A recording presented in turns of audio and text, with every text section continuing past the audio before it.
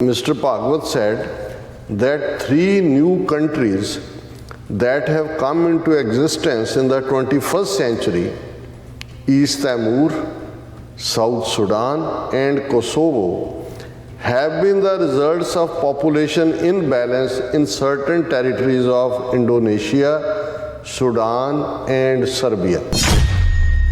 ਜਦੋਂ ਉਹਨਾਂ ਨੂੰ ਇਹ ਖਤਰਾ ਭਾਸ ਰਿਹਾ ਹੈ ਕਿ ਇੱਕ ਸਿੱਖ ਪੰਜਾਬ, ਮੁਸਲਮਾਨ ਕਸ਼ਮੀਰ ਜਾਂ ਈਸਾਈ ਨਾਗਾਲੈਂਡ ਅੱਡ ਮੁਲਕ ਬਣਨ ਦੀ ਸਮਰੱਥਾ ਰੱਖਦੇ ਨੇ, ਉਵੇਂ ਹੀ ਜਿਵੇਂ ਕਿ ਕੋਸੋਵੋ ਜਾਂ ਸਾਊਥ ਸੁਡਾਨ ਜਾਂ ਈਸਟ ਤੈਮੂਰ ਰੱਖਦੇ ਨੇ, ਫਿਰ ਨੈਕਸਟ ਕੀ ਹੋਏਗਾ ਡੈਮੋਗ੍ਰਾਫਿਕ 'ਚ। ਇਹਨਾਂ ਤਿੰਨਾਂ ਹੀ ਥਾਵਾਂ 'ਤੇ ਇੱਕ ਕਿਵੇਂ ਡੈਮੋਗ੍ਰਾਫਿਕਸ ਬਦਲੀਆਂ ਜਾ ਰਹੀਆਂ, ਕਿਵੇਂ ਪੰਜਾਬ ਦੇ ਵਿੱਚ ਵੱਡੀ ਗਿਣਤੀ 'ਚ ਇੱਕ ਸਿਸਟਮੈਟਿਕ ਤਰੀਕੇ ਦੇ ਨਾਲ यूपी बिहार की माइग्रेंट लेबर जिहड़ी है उन्होंने परमानेंट स्टेटस दिता जा रहा। हिमाचल च कोई नॉन हिमाचली जमीन नहीं खरीद सकता, राजस्थान च कोई नॉन राजस्थानी, पंजाब नूं की होया है, कितनी बारी अकालियां दी हुकूमत बनी है जां हुण अज आम आदमी पार्टी दी है। ये डेयर करनगे कि भी पंजाब च कहण कि भी पंजाब च कोई भी गैर पंजाबी जमीन नहीं खरीद सकता।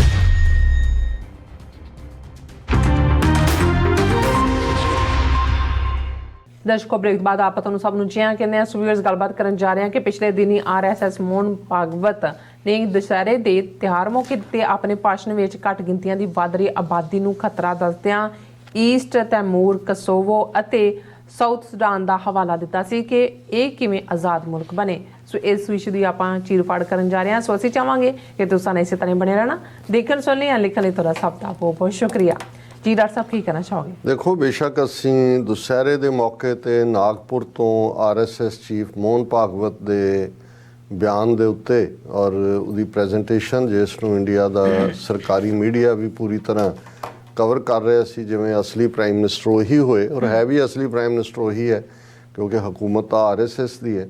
और असी उस दे उत्ते जिक्र कीता सी, हालां उहदे च जिहड़े उत्थे गोडे टेक मुसलमान लीडर ने उन्होंने तो यह प्रभाव देने की कोशिश की। देखो, मोहन भागवत ने जे हुण पॉपूलेशन की गल की है तो उन्हें कहा कि जी ये रिलीजन बेस्ड नहीं होना चाहिए, सब दे लई जिहड़ा होना चाहिए पॉपूलेशन लॉ।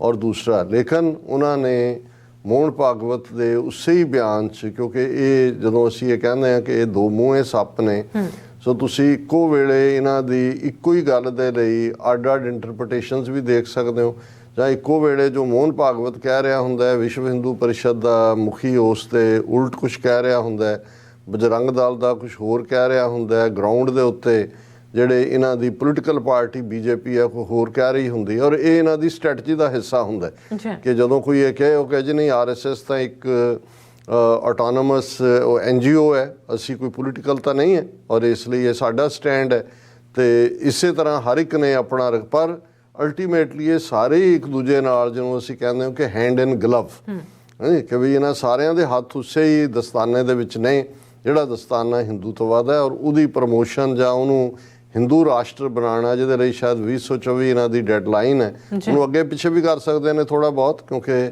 ਜਦੋਂ ਮੋਹਨ ਭਾਗਵਤ ਨੇ 2014 'ਚ ਮੋਦੀ ਦੇ ਪ੍ਰਾਈਮ ਮਿਨਿਸਟਰ ਬਣਨ ਵੇਲੇ ਕਿਹਾ ਸੀ ਕਿ 2020 ਤੱਕ ਭਾਰਤ ਦਾ ਹਰ ਵਸਿੰਦਾ ਹਿੰਦੂ ਹੋਏਗਾ, ਤੇ ਉਦੋਂ ਜਿਹੜਾ ਹੁਣ 2022 ਆ ਗਿਆ, ਕਈਆਂ ਨੂੰ ਲੱਗੇਗਾ, ਪਰ ਉਹਨਾਂ ਨੇ ਇਹ ਦੇਖ ਲਿਆ ਕਿ ਵੀ ਬਹੁਤ ਸਾਰੇ ਜਿਹੜੇ ਮਾਈਲਸਟੋਨ ਇਸ ਪਾਸੇ ਜਾਣ ਵਾਲੇ ਨੇ ਉਹ ਉਹਨਾਂ ਨੇ ਇਹਨਾਂ ਸਾਲਾਂ 'ਚ ਕਵਰ ਕਰ ਲਏ ਨੇ। 20 ਕਰੋੜ ਮੁਸਲਮਾਨਾਂ ਨੂੰ ਡਰ ਦੇ ਜਿਹੜਾ ਖਾਤੇ 'ਚ ਪਾ ਦਿੱਤਾ ਹੈ, ਕਿਵੇਂ ਉਹਨਾਂ ਨੇ ਇੱਕ ਤੋਂ ਬਾਅਦ ਇੱਕ ਜਿੱਥੇ ਮਸੀਤਾਂ ਦਾ ਰੌਲਾ ਖੁਦ ਹੀ ਪਾਇਆ, ਉਹਦੇ 'ਚ ਹੁਣ ਮਥੁਰਾ ਔਰ ਬਨਾਰਸ ਉਹ ਹਾਈਲਾਈਟ 'ਚ ਨੇ, ਉਹ 2024 ਤੱਕ ਪਹੁੰਚਦੇ ਆ ਉਹਨੂੰ ਟ੍ਰਿਗਰ ਕਰਨਗੇ। ਕਰਨਾਟਕਾ ਇਸ ਵੇਲੇ ਇਹਨਾਂ ਦੀ ਵੱਡੀ ਲੈਬੋਰਟਰੀ ਹੈ ਜਿਸ ਦੇ ਵਿੱਚ ਈਵਨ ਪਿਛਲੇ ਕੱਲ੍ਹ ਇਹਨਾਂ ਦੇ ਕੁਛ ਹਿੰਦੂ ਤੋਂ ਵੀ ਨੌਜਵਾਨ ਉਸ 600 ਸਾਲ ਪੁਰਾਣੇ ਮਦਰਸੇ 'ਚ ਜਿਹੜੀ ਹੈ ਜਿਹਨੂੰ ASI ਨੇ ਆਰਕੋਲੋਜੀਕਲ ਸਰਵੇ ਆਫ ਇੰਡੀਆ ਦੀ ਸਰਪ੍ਰਸਤੀ ਦੇ ਵਿੱਚ ਉਹ ਬਿਲਡਿੰਗ ਹੈ ਜਿਹਨੂੰ ਹੈਰੀਟੇਜ ਸਟੇਟਸ ਹਾਸਲ ਹੈ, ਔਰ ਇਹ ਪੁਰਾਣਾ ਮਦਰਸਾ 600 ਸਾਲ ਪਹਿਲਾਂ। ਔਰ ਉਹਨਾਂ ਨੇ ਉਹਦਾ ਮੇਨ ਗੇਟ ਤੋੜ ਕੇ ਅੰਦਰ ਵੜੇ ਔਰ ਅੰਦਰ ਜਾ ਕੇ ਉਹਨਾਂ ਨੇ ਕਿਹਾ ਜੀ ਅਸੀਂ ਵਿਜੇ ਲక్ష్ਮੀ ਦਾ ਤਿਉਹਾਰ ਮਨਾ ਰਹੇ ਹਾਂ, ਦੁਸਹਿਰੇ ਦੀ ਅੰਦਰ ਪੂਜਾ ਕੀਤੀ। ਇਹ ਕਰਨਾਟਕਾ 'ਚ ਹੋ ਰਿਹਾ, ਹਿਜਾਬ ਦਾ ਇਸ਼ੂ ਵੀ ਕਰਨਾਟਕਾ 'ਚ ਖੜਾ ਕੀਤਾ ਹੈ। ਔਰ ਇਹ ਸਾਰੇ ਜਿਹੜੇ ਨੇ ਇਹ ਉਹਨਾਂ ਨੇ ਆਪਣੇ ਸਾਰੇ ਹੀ ਫਰੰਟ ਖੋਲ੍ਹੇ ਹੋਏ ਨੇ।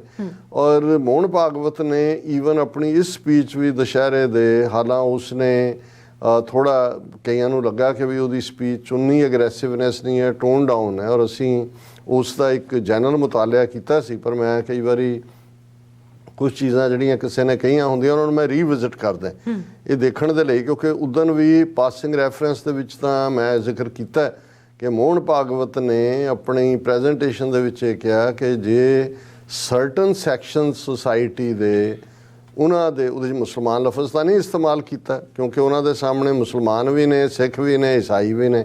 ਔਰ ਉਹਨਾਂ ਨੂੰ ਲੱਗਾ ਕਿ ਭਾਈ ਇਹ ਨਾਲੇ ਇਸ ਸਾਰੇ 'ਚ ਤੁਸੀਂ ਇੱਕ ਨਿਊਟਰਲ ਦਾ ਪ੍ਰਭਾਵ ਦਿੰਦੇ ਹੋ। ਪਰ ਉਹਦੇ 'ਚ ਜਿਹੜੀ ਮੋਹਨ ਭਾਗਵਤ ਨੇ ਗੱਲ ਕਹੀ ਔਰ ਉਹਦੇ 'ਚ ਉਹਦਾ ਕਹਿਣਾ ਸੀ ਕਿ ਵੀ ਦਾ Mr Bhagwat said that 3 new countries that have come into existence in the 21st century, East Timor, South Sudan and Kosovo, have been the results of population imbalance in certain territories of Indonesia, Sudan and Serbia.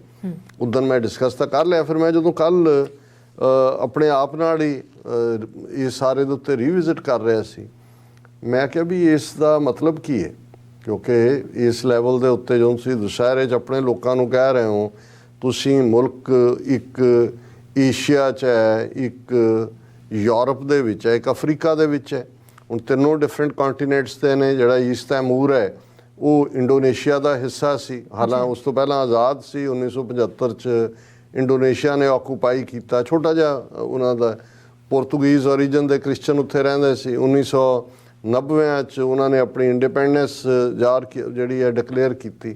ਫਿਰ United nations ਨੇ intervene ਕੀਤਾ। ਉਹਨਾਂ ਦੀ powerful lobby ਸੀ ਜਿਹੜੀ ਇੱਥੇ southern Baptist church ਹੈ। ਔਰ ਮੈਨੂੰ ਯਾਦ ਹੈ ਕਿ ਪਾਕਿਸਤਾਨ ਦੇ UN ਦੇ ਵਿੱਚ ਐਂਬੈਸਡਰ ਹੁੰਦੇ ਸੀ ਅਬਦੁਲ ਮਾਰਕਰ, ਮੇਰੇ ਨਾਲ ਵੀ ਉਹਨਾਂ ਦਾ ਮੈਂ 2 ਵਾਰ ਉਹਨਾਂ ਨੂੰ ਮਿਲਿਆ।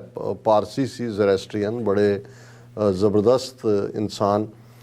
ਅਬਦੁਲ ਮਾਰਕਰ ਯੂਨਾਈਟਿਡ ਨੇਸ਼ਨਸ ਵੱਲੋਂ ਐਜ਼ ਐਨ ਅਬਜ਼ਰਵਰ ਗਏ ਸੀ ਜਦੋਂ ਕਿ ਈਸਟ ਤੈਮੂਰ ਦੇ ਵਿੱਚ ਰੈਫਰੈਂਡਮ ਹੋਇਆ ਸੀ ਜਾਂ ਪਲੈਬਿਸਾਈਟ ਹੋਇਆ ਸੀ ਕਿ ਕੀ ਈਸਟ ਤੈਮੂਰ ਦੇ ਲੋਕ ਅੱਡ ਮੁਲਕ ਚਾਹੁੰਦੇ ਨੇ ਜਾਂ ਉਹ ਇੰਡੋਨੇਸ਼ੀਆ ਦੇ ਨਾਲ ਰਹਿਣਾ ਚਾਹੁੰਦੇ ਨੇ, ਕਿਉਂਕਿ ਉਹਨੂੰ ਇੰਡੋਨੇਸ਼ੀਆ ਨੇ ਆਕੂਪਾਈ ਕੀਤਾ ਸੀ। ਹੁਣ ਜਿਹੜਾ ਕਿਉਂਕਿ ਈਸਟ ਤੈਮੂਰ ਇੰਡੋਨੇਸ਼ੀਆ ਓਵਰਆਲ ਜਿਹੜਾ ਦੁਨੀਆ ਦਾ ਸਭ ਤੋਂ ਵੱਡਾ ਮੁਸਲਮਾਨ ਆਬਾਦੀ ਵਾਲਾ ਮੁਲਕ ਆ ਇੰਡੋਨੇਸ਼ੀਆ, ਔਰ ਉਹਦੇ 'ਚ ਆਈਲੈਂਡ ਨੇ 18,000 ਦੇ ਕਰੀਬ। ਸੋ ਇਹ ਵੀ ਇੱਕ ਛੋਟਾ ਜਿਹਾ ਆਈਲੈਂਡ ਸੀ, ਇੱਧਰੋਂ ਆਸਟ੍ਰੇਲੀਆ ਦੇ ਨਾਲ, ਉੱਧਰ ਉਹਦੇ ਵਿਚਾਲੇ।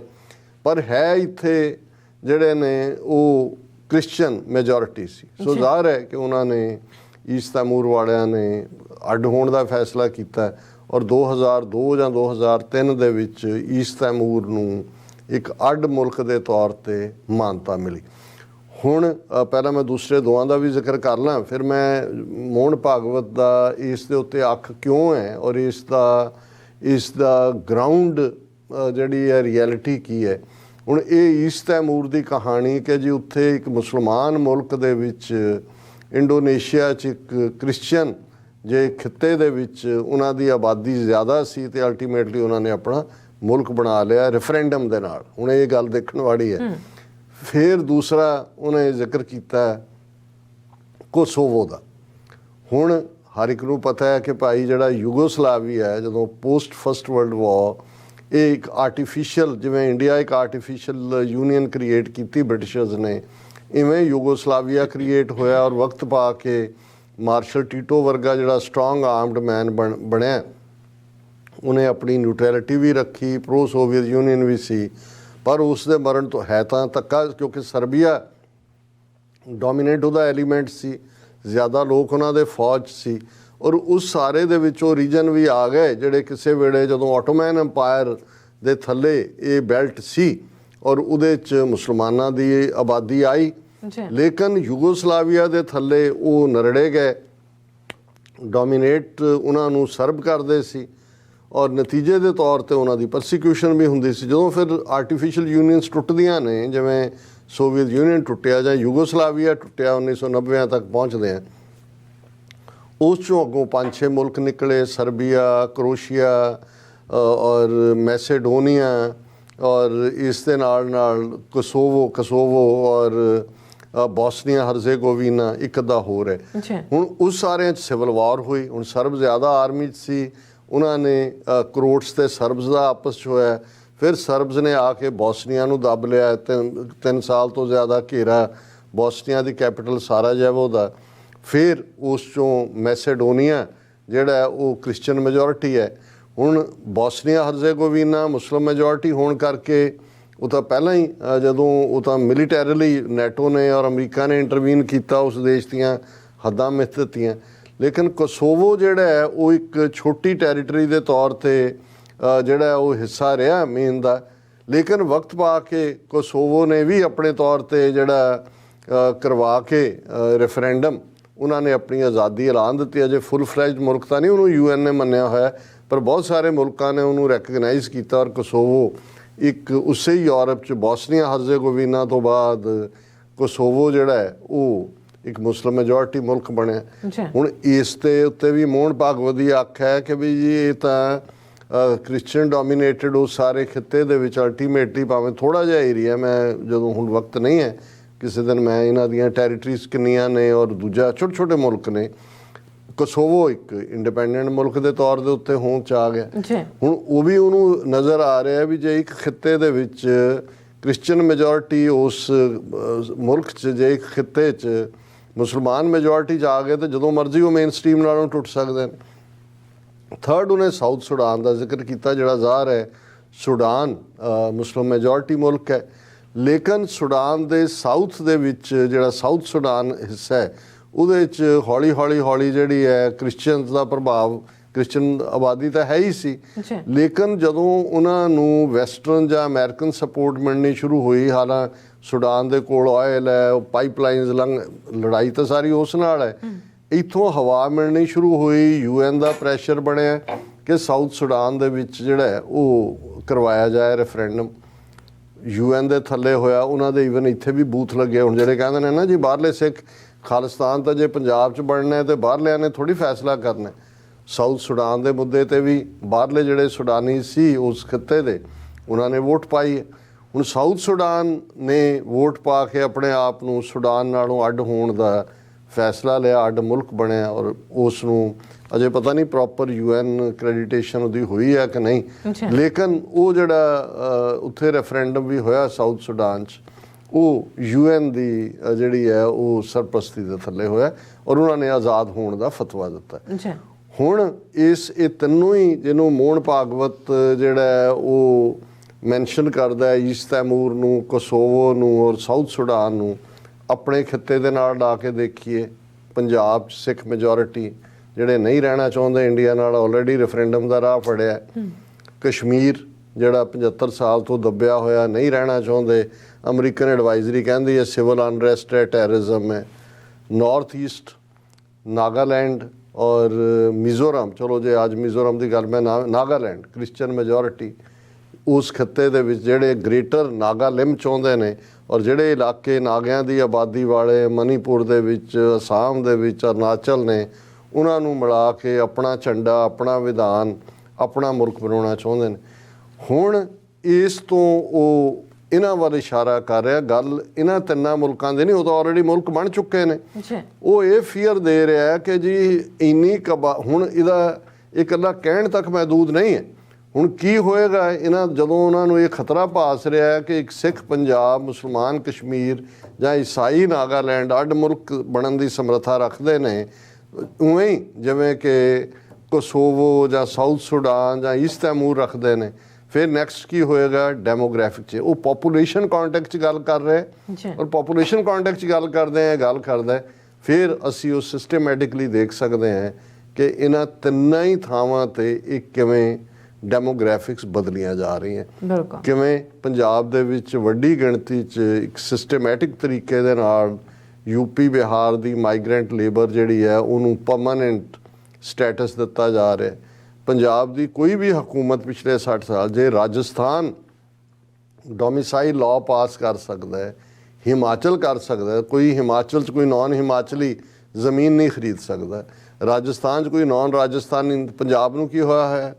ਕਿੰਨੀ ਵਾਰੀ ਅਕਾਲੀਆਂ ਦੀ ਹਕੂਮਤ ਬਣੀ ਹੈ ਜਾਂ ਹੁਣ ਅੱਜ ਆਮ ਆਦਮੀ ਪਾਰਟੀ ਦੀ ਹੈ। ਇਹ ਡੇਅਰ ਕਰਨਗੇ ਕਿ ਵੀ ਪੰਜਾਬ 'ਚ ਕਹਿਣ ਕਿ ਵੀ ਪੰਜਾਬ 'ਚ ਕੋਈ ਵੀ ਗੈਰ ਪੰਜਾਬੀ ਜ਼ਮੀਨ ਨਹੀਂ ਖਰੀਦ ਸਕਦਾ?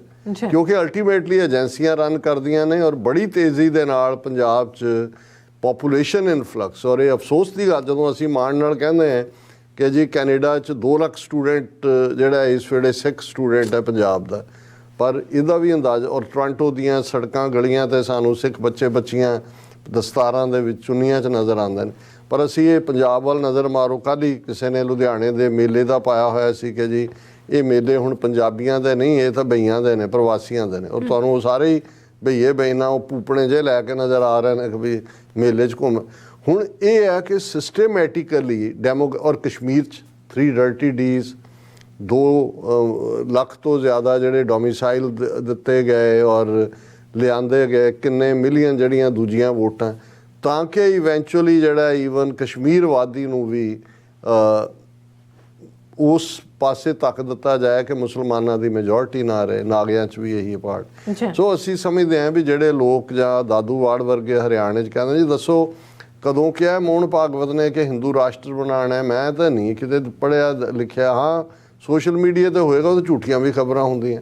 ਅੱਛਾ, RSS ਦੀ ਕੋਈ ਕਿਤਾਬ ਹੈ ਜਿਹਦੇ 'ਚ ਉਹਨਾਂ ਨੇ ਲਿਖਿਆ ਸਿੱਖਾਂ ਦੇ ਖਿਲਾਫ? ਮੈਨੂੰ ਦਿਖਾ ਦਿਓ।